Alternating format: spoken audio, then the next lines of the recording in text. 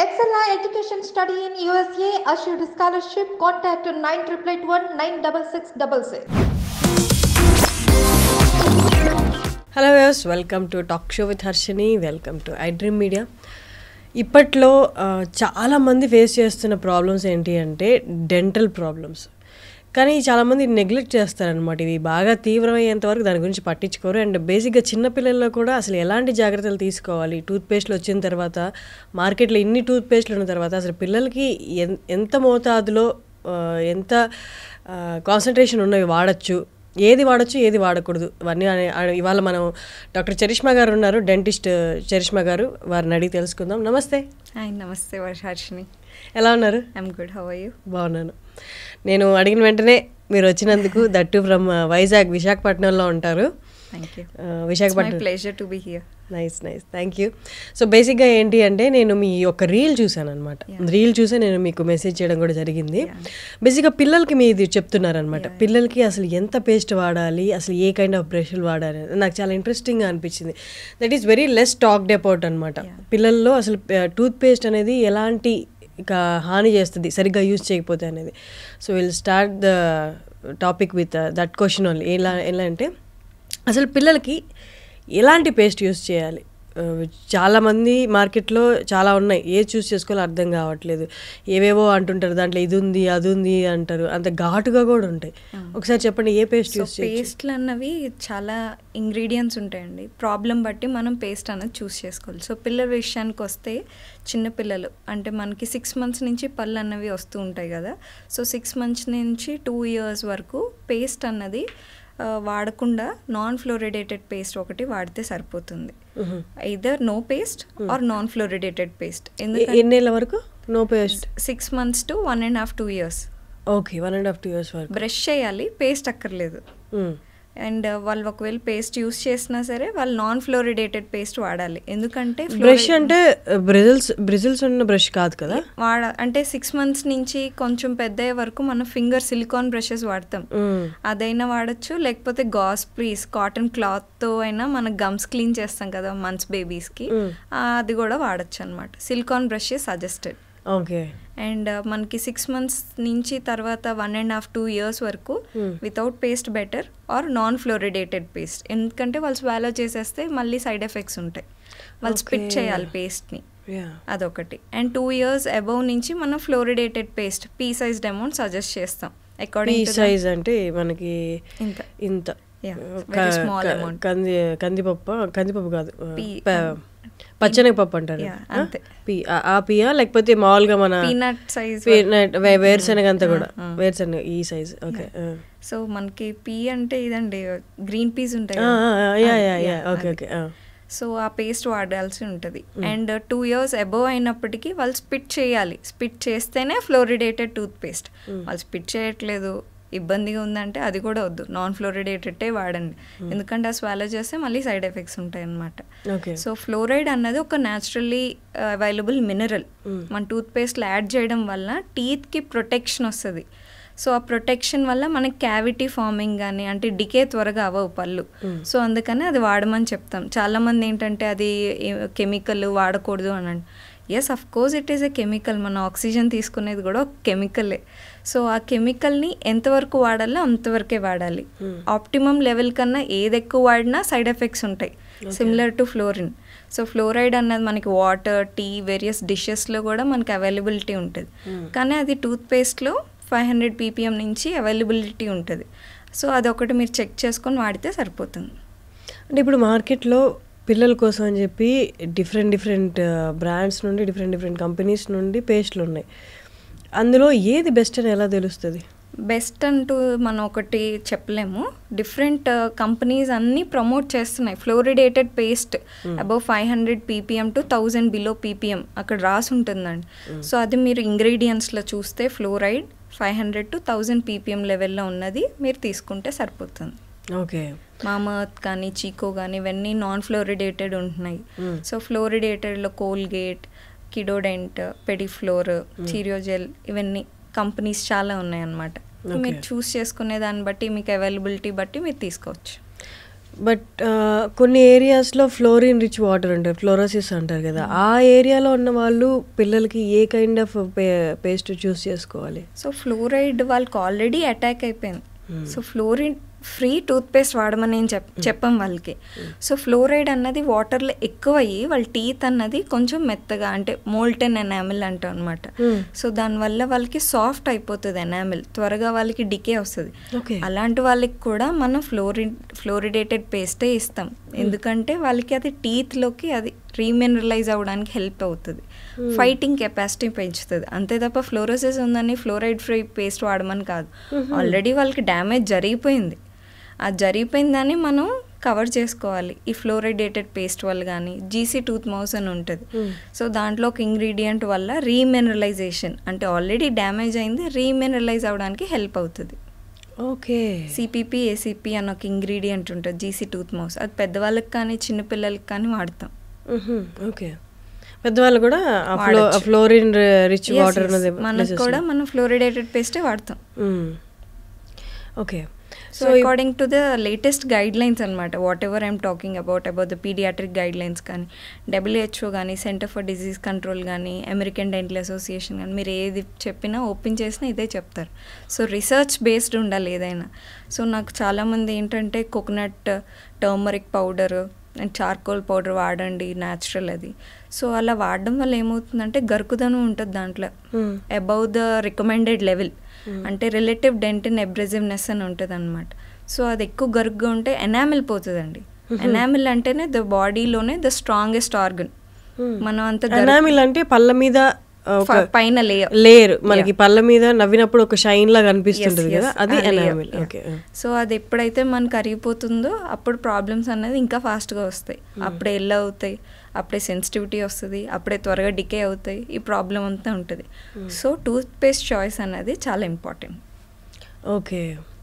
ఇప్పుడు ఆ ఫ్లోరైడ్ అనేది వాటర్లో కూడా ఉంటుంది, డ్రింకింగ్ వాటర్లో కూడా ఉంటుంది కొన్ని ఏరియాస్లో. ఇక్కడ నల్గొండ, ఆంధ్రాలో ఎక్కడ ఉండొచ్చు అండి ఇది? శ్రీకాకుళం అటు సైడ్. ఓకే.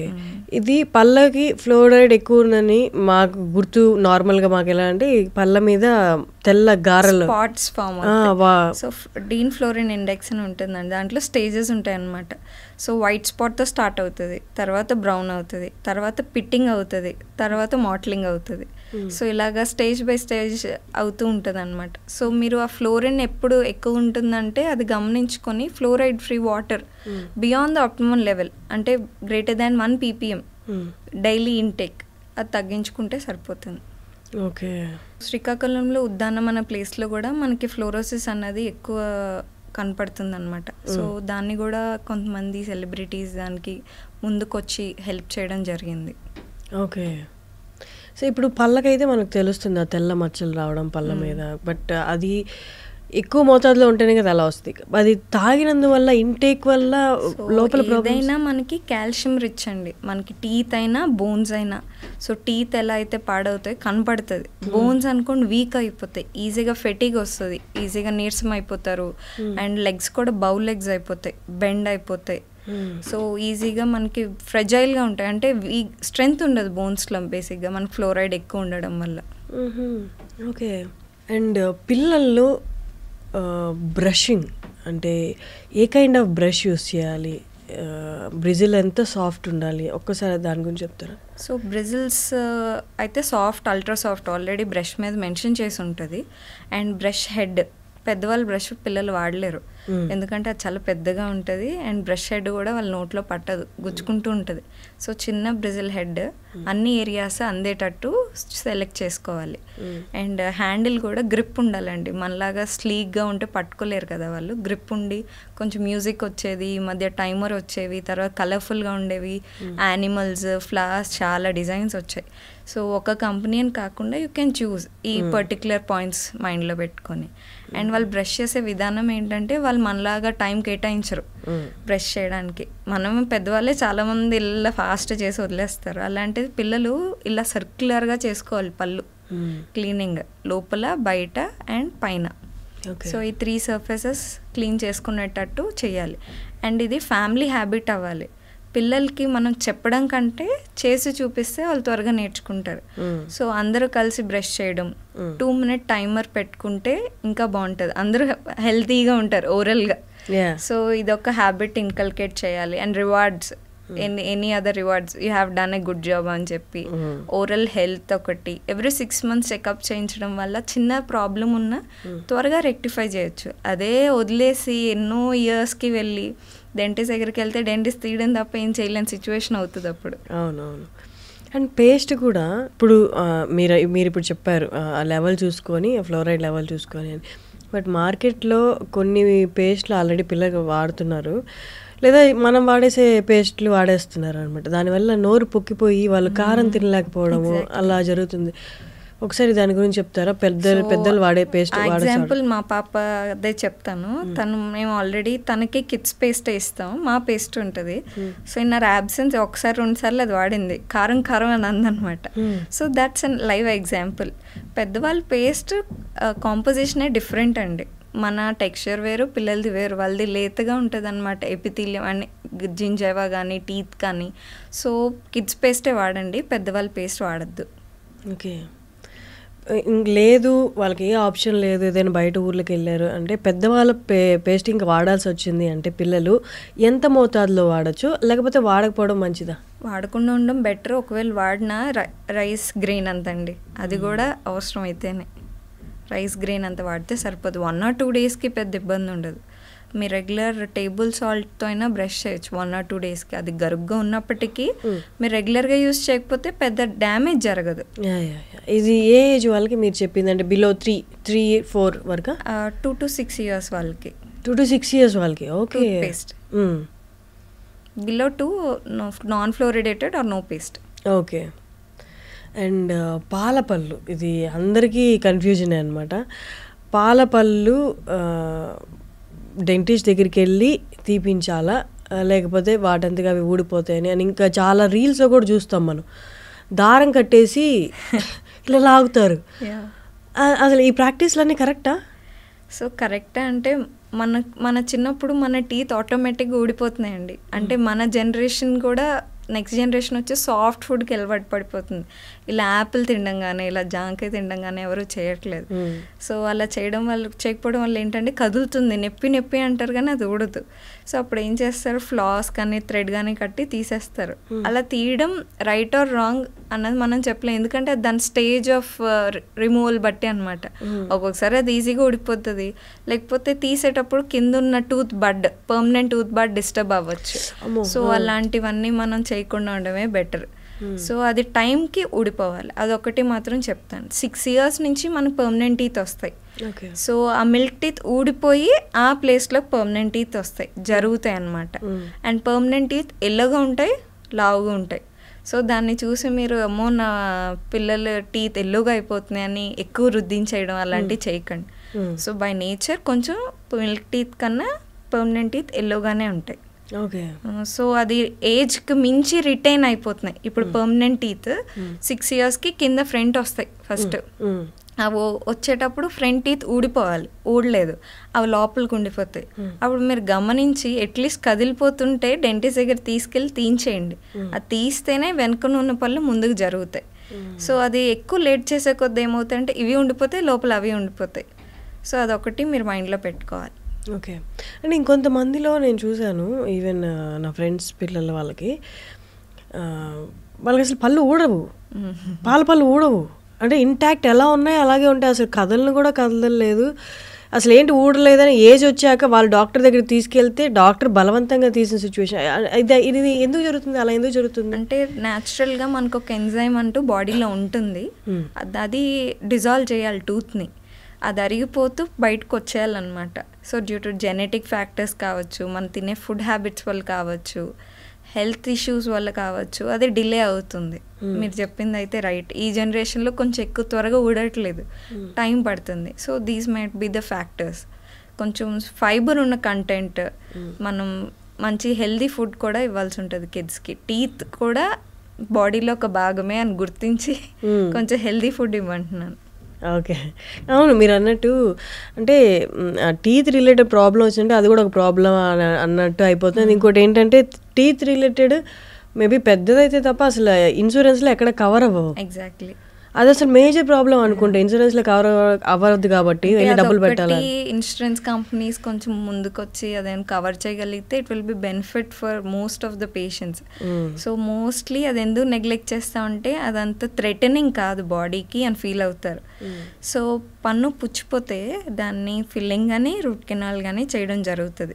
ఎక్కువ పుచ్చిపోతే తీసేస్తాం, కానీ ఈ మధ్యలో ఈ ప్రాసెస్లో ఎక్కువ పుచ్చిపోయి ఇక్కడ వాపు వచ్చేసి ఇక్కడ నుంచి బయట ఓపెనింగ్ వచ్చేసి ఇదంతా కూడా స్వెల్లింగ్ వచ్చే స్టేజెస్ కూడా ఉంటాయి. అవన్నీ కూడా లైఫ్ థ్రెటనింగే, స్పేస్ ఇన్ఫెక్షన్స్ వస్తాయి. సో అంతవరకు వెయిట్ చేయకుండా కొంచెం ఎర్లీగా డిటెక్ట్ చేసుకుంటే it will be budget friendly also. ఫిల్లింగ్తో అయిపోతుంది. సో చిన్న ప్రొసీజర్తో మనకి ఈజీగా అయిపోతుంది అలా ముద్ర పెట్టుకునే బదులు. ఓకే. అండ్ ఇంకోటి పిల్లలది కాదు, ఇప్పుడు చాలామంది సెలబ్రిటీస్, చాలామంది నార్మల్ వాళ్ళు కూడా పళ్ళకి ఇంప్లాంట్స్కి వెళ్ళిపోతున్నారు. టీత్ కరెక్షన్ కంటే బదులు ఇంప్లాంట్స్ ఎక్కువ వెళ్ళిపోతున్నారు. వెనీర్స్ వెనీర్స్ అంటే ఇంప్లాంట్సా? ఇంప్లాంట్స్ కాదు, cosmetic design makeover. Okay, smile makeover. Smile makeover, అది దానికి వెళ్ళిపోతున్నారు. అంటే is that safe down the line ఒక 10-20 years తర్వాత ఏమైనా ప్రాబ్లం వస్తుంది? వెనీర్స్ అన్నది ఇప్పుడు న్యూ ప్రొసీజర్ కాదండి. So many patients from many years ఇవి చేసుకుంటూ వస్తున్నారు, which is a very good correction for the teeth. So very minimal tooth reduction will be done దీనికోసం. అండ్ న్యూ టెక్నిక్స్ అసలు రిడక్షన్ కూడా అవసరం లేకుండా చేస్తున్నారు. సో మీ టీత్ హెల్త్ అనేది కాంప్రమైజ్ అవ్వదు. సో దానివల్ల మీకు అడిషనల్ అడ్వాంటేజ్ ఏంటంటే నీట్లీ అలైన్ టీత్, అందంగా కనిపించడానికి off screen or on screen మన కాన్ఫిడెన్స్ ఇదంతా బిల్డప్ అవుతుంది అనమాట. So veneers are not only for celebrities, there are many people, common people are also getting it done to enhance a smile. So smile వల్ల definitely నా దగ్గరకు వచ్చే patients gaps అవి ఉంటారు కదా, వాళ్ళు 30 years వరకు ఎప్పుడు బ్రాడ్ స్మైల్ ఇవ్వలేదు కెమెరాని చూసి or any with the friends or family. So మనం గ్యాప్ కరెక్షన్ ఎలైనర్స్తో కానీ ఆర్ కాస్మెటిక్ ఫిల్లింగ్ ఆర్ వెనీర్స్తో చేసిన తర్వాత they are very happy. So it boost up their confidence, అంటే క్వాలిటీ ఆఫ్ లైఫ్ కూడా ఇండైరెక్ట్గా డెవలప్ అవుతుంది. ఇప్పుడు చాలామంది సెలబ్రిటీస్ అండ్ హీరోయిన్స్ తీసుకుంటే వాళ్ళందరూ ఈ ట్రీట్మెంట్ వెనీర్స్ వెళ్ళిన వాళ్ళే. Samantha, Mahesh Babu, I don't know if I should tell the names. So many of the celebrities ఇప్పుడు బాలీవుడ్ చూస్తే everybody are getting that smile. Bollywood smile Hollywood smile అంటాం. సో హాలీవుడ్ ఎవ్రీ 10 members-లో 7 to 8 people are getting that done. So very brighter, whiter and uniform అనమాట. So that's how it's designed. Teeth structure ఏం damage అవ్వదు, the very minimal preparation which is being done. అంటే actually ఆ ప్రాసెస్లో ఏం చేస్తారు, మన టీత్ని కట్ చేసి ఆ ప్లేస్లో ఇవి అలైన్ చేస్తారా? సో ఫర్ ఎగ్జాంపుల్ ఈ వుడ్ ఉంది, వుడ్ మీద ఒక లేయర్ ఆఫ్ లామినేట్ అంటాం, లామినేట్ షీట్ అంటిస్తాం. సో అలాగే టీత్ మీద కూడా ఒక థిన్ మైక్రాన్ లెవెల్లో థిక్నెస్ రెడ్యూస్ చేసి దాని మీద మనం పార్స్లిన్ వెనీర్ అన్నది రెడీ చేసి పెడతాం అనమాట, customized from patient to patient. అంటే ఇది రివర్సిబుల్ కాదు, once treatment and it's done. It's done. Reversible అంటే మళ్ళీ మేము రెడ్యూస్ చేసింది పెరగడం అంటూ అవ్వదు కదా. So it's permanent procedure. Okay. దీన్ని మళ్ళీ డౌన్ ద లైన్ 10 yearsకి 20 yearsకి మళ్ళీ ఏమన్నా మార్చుకోవాలా, లేకపోతే దీన్ని నీట్లీ డన్ అండ్ మెయింటైన్. మనం ప్రొసీజర్ ఏది చేయించుకున్నా, ఇప్పుడు ఫేషియల్ చేయించుకుంటున్నాం, వాళ్ళు ఏం చెప్తే మెయింటైన్ చేసుకోమంటారు. It's just topical procedure. ఇది కూడా అలాంటిదే, మెయింటెనెన్స్ అంటే సరిగ్గా బ్రష్ చేసుకోవడం, ఓరల్ హైజీన్ మెయింటైన్ చేయడం. ఒక మంచి డెంటిస్ట్ చేసిన పోర్సిలిన్ వెనీర్స్ ఎన్నో ఇయర్స్ ఉంటాయండి, అవేం త్వరగా ఊడవు. So it's always important to approach a right person.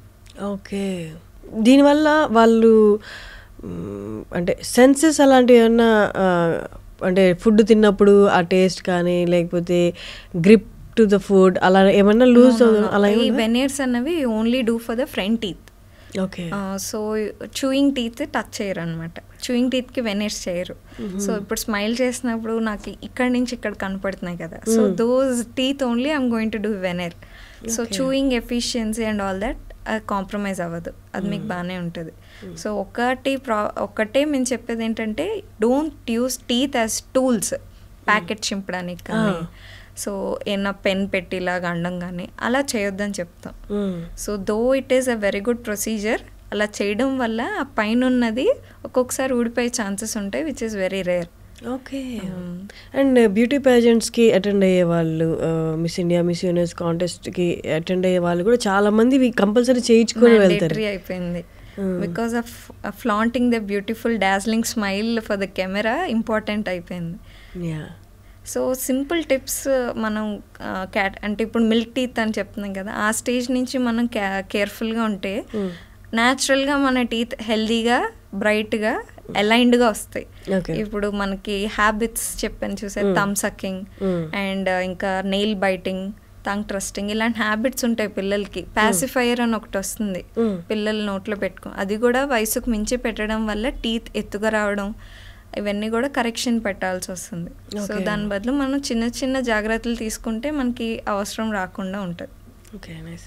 నేను కొంతమంది డాక్టర్స్ చెప్పడం విన్నాను, అంటే ఫుల్లీ వైట్ టీత్ కంటే కొంచెం ఎల్లోయిష్గా ఉన్న టీతే healthy teeth.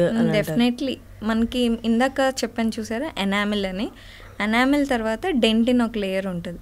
Enamel is translucent, దాని కలర్ ఏమి ఉండదు, అది వైట్గా ఉంటుంది కొంచెం. Dentine is yellow. సో నేను నవ్వినప్పుడు న్యాచురల్గానే స్లైట్ ఎల్లోయిష్ కలర్ ఉంటాయి. సో అది న్యాచురల్ కలర్. దాన్ని మీరు వైట్ చేయాలని బ్లీచింగ్ ఏవో వస్తున్నాయి కదా, లెమన్ వాడండి, సాల్ట్, బ్లీచింగ్ పౌడర్, ఈనో, ఇవన్నీ చేయడం వల్ల పళ్ళు డ్యామేజ్ అవ్వడం తప్ప, ఎక్కువ ఎల్లో అయిపోవడం తప్ప ప్రయోజనం లేదు. సో అవేమీ వాడద్దు. Regular normal soft bristle brush or medium bristle and normal regular toothpaste వాడండి చాలు. ఓకే. అండ్ అంతకుముందు ఇది వేప పుల్ల వాడేవాళ్ళు కదా, కానీ ఇప్పట్లో ఎవరు అది సజెస్ట్ చేయట్లేదు. వేప పుల్ల అంటే అప్పుడు మన బిఫోర్ జనరేషన్ వాళ్ళకి పళ్ళు స్ట్రాంగ్గానే ఉన్నాయండి, ఎందుకంటే గార పట్టే డిసీజెస్ లేవు, వాళ్ళు గమ్ డిసీజెస్ తక్కువ. కానీ ఈ నీమ్ స్టిక్ వల్ల వచ్చే డిసడ్వాంటేజ్ ఏంటంటే గట్టిగా తోమేస్తారు కదా, పళ్ళన్నీ అరిగిపోతాయి, సైడ్ అంతా అరిగిపోయి ఇంతే ముక్క మిగులుతుంది. సో దానివల్ల టూత్ స్ట్రక్చర్ డ్యామేజ్ అవుతుంది, స్ట్రెంగ్త్ ఉండదు. గమ్ డిసీజెస్ లేవు, అది ఒప్పుకుంటాను. కానీ ఇప్పుడు మనం వచ్చేసరికి సాఫ్ట్గా తింటాం, అంత సాఫ్ట్ ఫుడ్, చాక్లెట్స్ కానీ పిజ్జా కానీ ఇవన్నీ ఫాస్ట్ ఫుడ్స్ అంతా సాఫ్ట్. సో దానివల్ల గమ్ డిసీజెస్ ఎవ్రీ 5 people 3% మనకి బ్లీడింగ్ గమ్స్ ఉంటున్నాయి. సో ఆ బ్లీడింగ్ గమ్స్ ఎందుకంటే గార పట్టేసి త్వరగా మనకి ఇన్ఫెక్షన్, బోన్లో గార పట్టేసి బోన్ ఇన్ఫెక్షన్ లోపలికి వెళ్ళి పళ్ళు కదిలేదాకా డెంటిస్ట్ దగ్గరికి వెళ్ళరు. ఎవ్రీ 6 months క్లీనింగ్ చేయించుకోండి. క్లీనింగ్ వల్ల పళ్ళు ఏం లూజ్ అయిపోవు, ఎనామిల్ పోదు. ఇది అల్ట్రాసోనిక్ టెక్నాలజీ, అల్ట్రాసోనిక్ వేవ్స్తో వస్తుంది, మీ ఎనామిల్ ఏం పోదు. సో 6 monthsకి ఒకసారి చేయించడం వల్ల మీ టీత్ హెల్దీగా ఉంటాయి, గమ్స్ హెల్దీగా ఉంటాయి. గమ్స్ వల్లే మన టీత్ స్ట్రెంగ్త్ పట్టుకుంటాయి కాబట్టి. చాలా మందికి అపోహ కూడా ఉంది, 6 months regular cleaning of teeth అనేది పళ్ళ మధ్య గ్యాప్స్, చిగురికి పన్నుకి గ్యాప్స్ క్రియేట్ చేస్తుంది. How far this is true అండి? అంటే మీరు సంవత్సరాలు గార పెట్టేసి ఉంచుకున్నారు, నేను క్లీనింగ్ చేశాను, క్లీన్ చేసాక ఏమవుతుంది, చిగురికి పంటికి గ్యాప్ వస్తుంది. ఆ గ్యాప్ వచ్చింది అనుకుంటున్నారు తప్పితే 1 week 10 days తర్వాత చూడండి చిగురు నార్మల్కి వెళ్ళిపోతుంది, అది గ్యాప్ ఉండదు.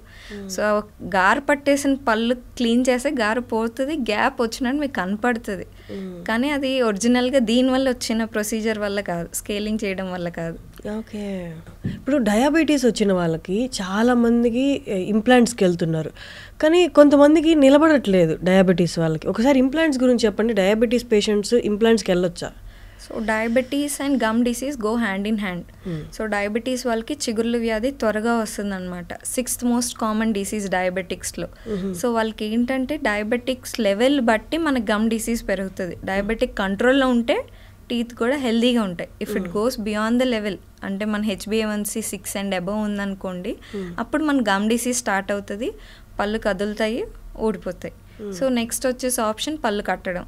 పర్మనెంట్ ఆప్షన్లో మనం బ్రిడ్జెస్ కానీ ఇంప్లాంట్స్ కానీ సజెస్ట్ చేస్తాం. సో ఇంప్లాంట్స్ అంటే ఒక టైటానియం మెటల్. సో టైటానియం మెల్లాయ్ లాంటి మెటీరియల్ మనం బోన్లో ఫిక్స్ చేసి దాని మీద క్యాప్ ఇవ్వడం జరుగుతుంది. సో డయాబెటిక్ కంట్రోల్లో ఉంటేనే ఈ ప్రొసీజర్కి వెళ్తాం. సో మనకి 6 to 7 is considered a good control.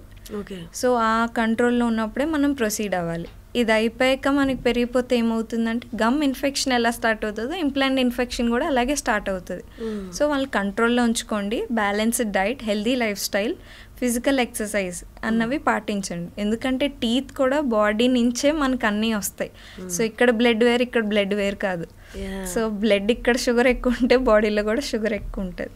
So ఆ బ్యాక్టీరియా కూడా ఎక్కువ ఫామ్ అవుతుంది. షుగర్ లెవెల్ ఎక్కువ ఉండే కొద్దీ వేరే బ్యాక్టీరియా వచ్చి ఇదంతా కాన్సిక్వెన్సెస్. చిన్నప్పుడు నాకు చెప్పేవాళ్ళు, ఇప్పటికి కూడా అంటూ ఉంటారు, చాక్లెట్స్ తింటే పిల్లల్లో పళ్ళు పుచ్చిపోతాయి అని.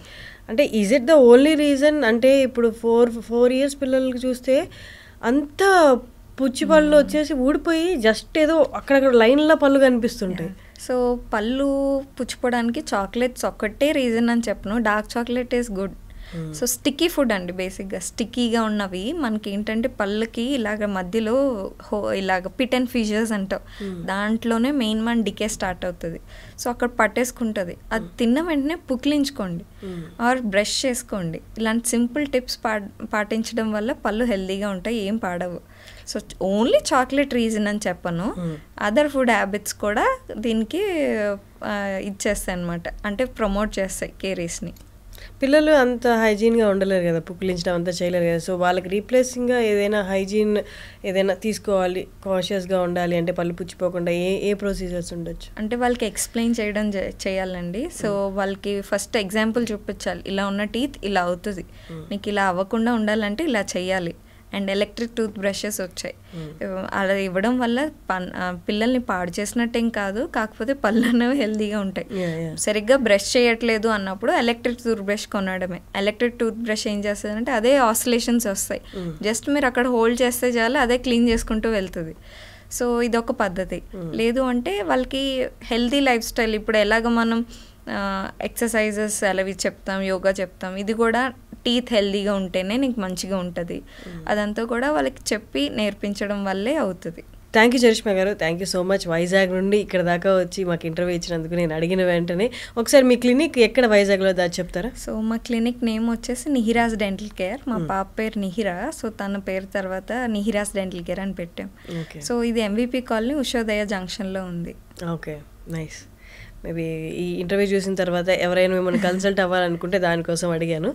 థ్యాంక్ యూ సో మచ్ అండి. Thank you so much. Thank you for getting me here. And దీనివల్ల చాలామంది పిల్లలు బెనిఫిట్ అవుతారని అనుకుంటున్నాను. షూర్, ఖచ్చితంగా.